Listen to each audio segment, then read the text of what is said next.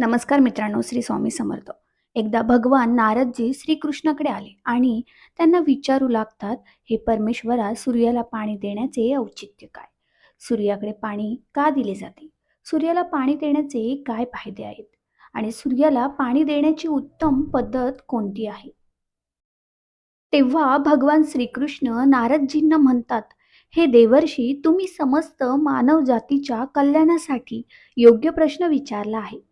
सूर्यदेवाची उपासना अत्यंत शुभ आणि फलदायी आहे. प्रत्येक व्यक्तीने सूर्याला जल अर्पण करावे. हे देवर्षी, याबाबत मी तुम्हाला एक अतिशय पवित्र कथा सांगतो, ज्यामुळे तुमच्या सर्व प्रश्नांची उत्तरे देखील मिळतील. ही कथा जो कोणी ऐकेल त्याला 100 वर्षांपर्यंत सूर्याला जल अर्पण करण्याचे पुण्य मिळते. भगवान श्रीकृष्णाने सूर्यदेवाच्या महिमाचे वर्णन करण्यासाठी या कथेत सूर्याला जल अर्पण करण्याची योग्य पद्धत आणि अत्यंत शक्तिशाली सूर्यदेवाचा मंत्र सांगितला आहे. म्हणूनच तुम्ही सर्वांनी ही कथा लक्षपूर्वक ऐकावी. ही कथा ऐकल्याने सूर्याला पाणी दिल्याचे फळ मिळते. चला तर मग या पवित्र कथेला सुरुवात करूया. भगवान श्रीकृष्ण म्हणतात, हे देवर्षी, प्राचीन काळी मध्यभागी एक अतिशय प्राचीन सुंदर नगरी होती. त्या शहरात एक ब्राह्मण मनोहर त्याची पत्नी मायावती सोबत राहत होता. मनोहर शास्त्र ज्ञानी होते, पण त्यांनी कधीही आपल्या ज्ञानाचा सदुपयोग केला नाही. त्यांनी आपल्या ज्ञानाचा उपयोग केवळ पैसा कमवण्यासाठी केला. मनोहर यांनी आयुष्यात कधीही परोपकार केला नाही. सूर्यदेवाला कधीही पाणी अर्पण केले नाही. ते अत्यंत स्वार्थी आणि अहंकारी होते. मग एके दिवशी जंगलातून जात असताना विषारी साप चावल्याने मनोहरचा मृत्यू झाला. मृत्यूनंतर यमाच्या दूतांनी मनोहरला यमलोकात नेले.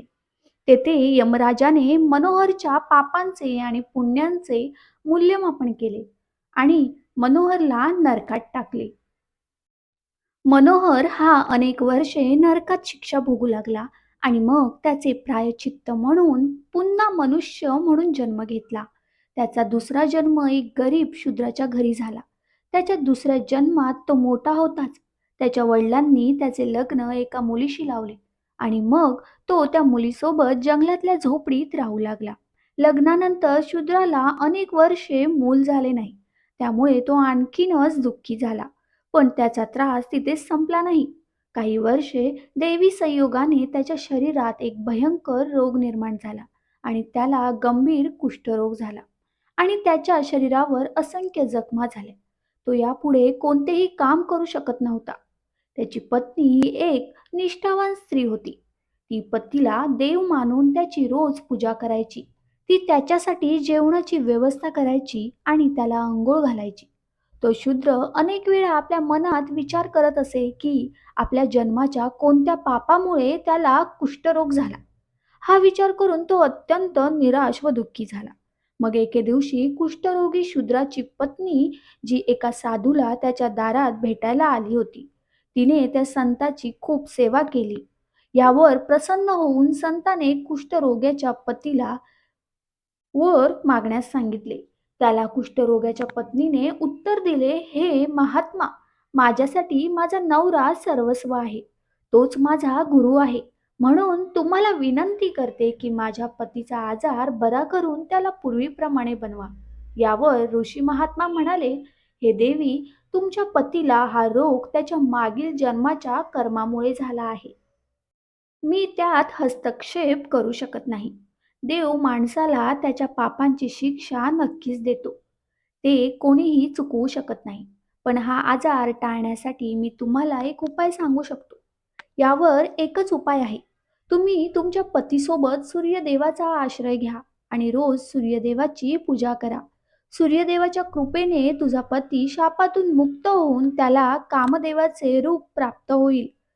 तेव्हा त्या साधू महात्म्याने त्या स्त्रीला सूर्यदेवाची उपासना करण्याची पद्धत सांगितली. ती पद्धत जाणून कुष्ठरोगी पत्नीने आपल्या पतीसह सूर्यदेवाची पूर्ण भक्तिभावाने पूजा केली आणि काही दिवसातच तिचा नवरा पूर्णपणे बरा झाला.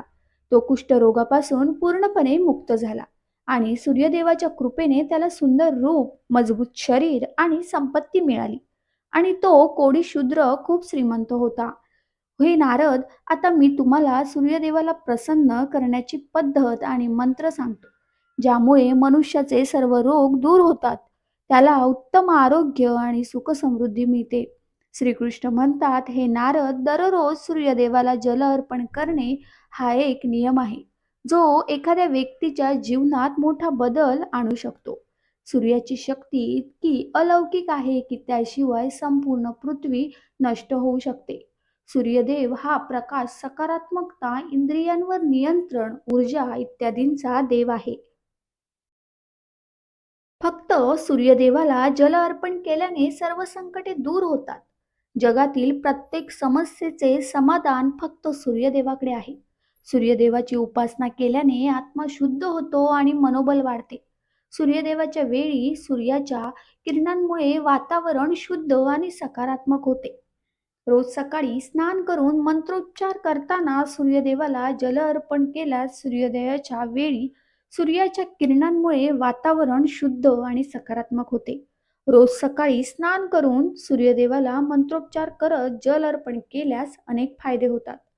कुंडलीतील इतर ग्रहांप्रमाणे सूर्य शुभ किंवा अशुभ स्थितीत असल्यामुळे जीवनावर शुभ किंवा अशुभ प्रभाव पडतो. कुंडलीतील सूर्य शुभ स्थितीत असेल तर आपल्याला समाजात पूर्ण मान, प्रतिष्ठा आणि कीर्ती मिळते. कुंडलीतील सूर्य अशुभ स्थितीत असल्यास विपरीत परिणाम प्राप्त होतात. त्यामुळे जर तुम्हाला कुंडलीतील सूर्याची स्थिती मजबूत करायची असेल तर ज्योतिषात अशा काही गोष्टी सांगितल्या आहेत. ते पाण्यात टाकून सूर्यदेवाला जल अर्पण केल्याने शुभ फळ मिळते. पण मित्रांनो, अनेक जण सूर्याला जल अर्पण करतात, परंतु सूर्याला चुकीच्या पद्धतीने जल अर्पण करून सूर्यदेवाचा अपमान करू नये. अन्यथा माणसाला अनेक संकटांना सामोरे जावे लागू शकते. शास्त्रानुसार सूर्यदेव नाराज झाल्यास व्यक्तीची बुद्धी नष्ट होते आणि त्याला सर्व बाजूंनी अपमान सहन करावा लागतो. अशा व्यक्तीची दृष्टी जाते आणि त्याला निकृष्ट अन्न मिळते. परिणामी त्या व्यक्तीचे ज्ञान नष्ट होते. त्याची स्मरणशक्ती कमकुवत होते आणि वडील आणि मुलामध्ये विनाकारण वाद होऊ लागतात.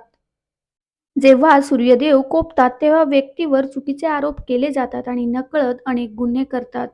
म्हणूनच माणसाने दुष्कर्म करून सूर्यदेवाला नाराज करू नये. सर्वप्रथम सूर्याला अर्घ्य अर्पण करण्याचा अर्थ काय आहे ते आपण पाहूयात. सूर्याला अर्घ्य अर्पण करणे म्हणजे सूर्यदेवाला भक्तिभावाने जल अर्पण करणे. पण लक्षात ठेवा की जर तुम्ही हातांची ओंजळ बनवून सूर्यदेवाला अर्घ्य देत असाल तर हाताची तर्जनी आणि अंगठे एकमेकांना जोडून ठेवू नका. म्हणजेच एकमेकांना स्पर्श करू देऊ नका. दोन्ही हातांचे अंगठे लांब ठेवा आणि तर्जनी आणि अंगठा एकत्र ठेवला तर ती राक्षसी मुद्रा बनते. आणि या आसनात सूर्याला अर्घ्य अर्पण करणे अशुभ मानले जाते. भांड्यात पाणी भरून सूर्यदेवाला अर्घ्य अर्पण करत असले तर ते पात्र नेहमी सूर्योदयाच्या वेळी अर्पण करावे. उगवत्या सूर्याची उपासना करणे नेहमीच शुभ मानले जाते. काही कारणास्तव सकाळी सूर्याला अर्घ्य देणे जमले नाही तर 2 तासांनी जल अर्पण करावे. तांबे ही सूर्यदेवाची आवडती वस्तू मानली जाते, त्यामुळे सूर्याला जल अर्पण करण्यासाठी फक्त तांब्याचे भांडे वापरावे. इतर धातूंच्या पात्रात सूर्याला अर्घ्य अर्पण करून काही फायदा नाही. जगाला प्रकाशित करणे, त्याचे संचलन करणे, शरीराला त्याच्या तेजाने प्रकाश देणे आणि पोटातील अन्न जठराच्या आगीच्या रूपात पाचवणे हे काम भगवंताने सूर्यावर सोपवले आहे. या कारणास्तव तांब्याच्या भांड्यात ठेवलेले पाणी प्यायल्याने माणूस पोटाशी संबंधित आजारांपासूनही मुक्त होतो. ते तांब्याचे पात्र गंगाजलाने किंवा पवित्र नद्यांचे पाणी भरावे. हे शक्य नसेल तर शुद्ध पाणी वापरावे. अर्घ्य कधीही नुसत्या पाण्याने अर्पण करू नये. मुख्यतः कोणतेही लाल फूल, लाल चंदन आणि अक्षत पाण्यासोबत पात्रात टाकावे. सूर्यदेवाला अर्घ्य अर्पण करण्याची योग्य वेळ म्हणजे सूर्य जेव्हा लाल असतो, म्हणजेच सकाळी जेव्हा सूर्य लाल दिसतो तेव्हा वेळी अर्घ्य दिल्याने उत्तम फळ मिळते. जर एखाद्या व्यक्तीने सूर्याची पूजा करण्याचा संकल्प केला असेल तर हा संकल्प कधीही मोडू नये. आपण जेवढ्या दिवसांचा संकल्प केला आहे तेवढे दिवस सूर्याला अर्घ्य द्यावे. संकल्प पूर्ण करता येत नसेल तर असा संकल्प करू नये. यामुळे सूर्यदेव संतापतात. श्रीकृष्ण म्हणतात, हे वत्सा, सूर्यदेवाचा महिमा हा अपरंपार आहे आणि आपण दररोज त्याचे आभार मानले पाहिजेत. परंतु मुख्यतः रविवार हा सूर्यदेवाचा दिवस मानला जातो. त्यामुळे कुंडलीतून सूर्यदोष काढून टाकण्यासाठी रविवारी विशेषतः सूर्यदेवाचे व्रत करावे आणि सूर्यदेवाशी संबंधित वस्तूंचे दान करावे. सूर्यदेवाशी संबंधित वस्तू म्हणजे तांबे, गहू, गूळ, चंदन आणि पिवळ्या रंगाचे कपडे इत्यादी. रविवारी या वस्तूंचे दान केल्याने व्यक्तीचे सर्व दुःख दूर होतात. जर ती व्यक्ती आजारी असेल किंवा घरी असेल, जर व्यक्ती आजारी असेल किंवा इतर कोणतीही समस्या असेल, त्यामुळे तो सूर्यदेवाला अर्घ्य देऊ शकत नाही. यासाठी शास्त्रात मानस पूजेची तरतूद केली आहे. म्हणजेच सूर्याला आपल्या मनातच अर्घ्य देऊ शकता आणि जर काही कारणास्तव सूर्यदेव दिसत नसेल, तर त्यांचे स्मरण करून तुम्ही पूर्वेकडे तोंड करून त्यांना अर्घ्य देऊ शकता. पण सूर्याला प्रार्थना करण्याचा तुमचा संकल्प कधीही सोडू नका. तर मित्रांनो, अशा प्रकारे भगवान श्रीकृष्णांनी सूर्यदेवाला अर्घ्य अर्पण करण्याची पद्धत आणि सूर्यदेवाला अर्घ्य अर्पण करण्याचा मंत्र सांगितला आहे. तर मित्रांनो, आपल्याला ही कथा आवडल्यास शेअर नक्की करा आणि चॅनेलला लाईक आणि सबस्क्राईब करायला विसरू नका. धन्यवाद. श्री स्वामी समर्थ. जय श्री कृष्ण.